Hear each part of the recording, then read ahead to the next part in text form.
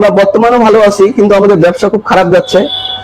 আমাদের ব্যবসার লোকসান হচ্ছে। অটো অটো আমাদের কিছু যাত্রী কাটতেছে।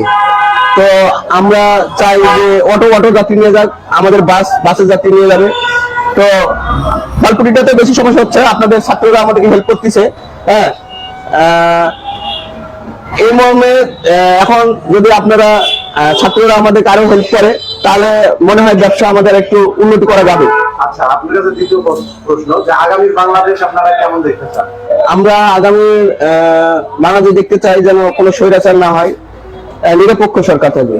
আচ্ছা, পরবর্তীতে যে সরকার গঠন হবে সেই সরকারের কাছে আপনাদের চাওয়া পাওয়া কি থাকবে? আমাদের চাওয়া পাওয়া প্রথম থাকবে যে শ্রীরামপুরে আমাদের একটা বাস টার্মিনাল দরকার। এই টার্মিনালটা হলে আমাদের শ্রমিকদের অনেক ভালো হবে। অনেক স্টাফ বেকার ঘুরে বেড়াচ্ছে, তাদের কোনো কর্ম হবে।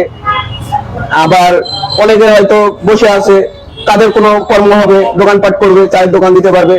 আমাদের সবার প্রথম আগে টার্মিনালটা দরকার। আমরা সরকারের কাছে এটাই আমরা দাবি করবো যে আমাদের একটা টার্মিনাল দেওয়া হোক।